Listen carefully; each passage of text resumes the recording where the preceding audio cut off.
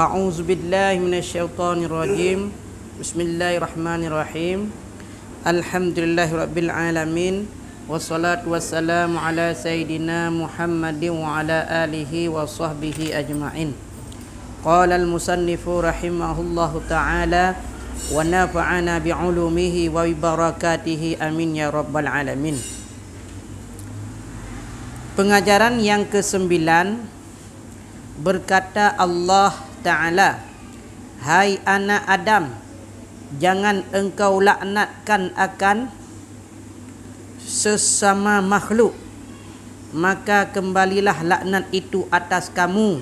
Yakni jangan katakan si fulan laknat Allah atau binatang ini laknat Allah, yakni jauh daripada rahmat Allah.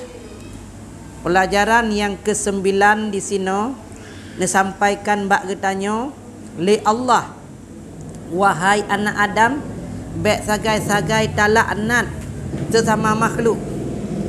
Artinya bek talaknat si manusia ini nyan, hai laknat Allah takun, ataupun berlaknat li Allah nyan hanjut. Hai apa nani binatang laknat Allah, alahai kameng, alahai bui laknat Allah. Pokok ji kalau ingat laknat Allah nyan akan gelaknat balik kepada gedanyo. Nyan akan gepuji rahmat Allah kepada gedanyo. Nyan bandi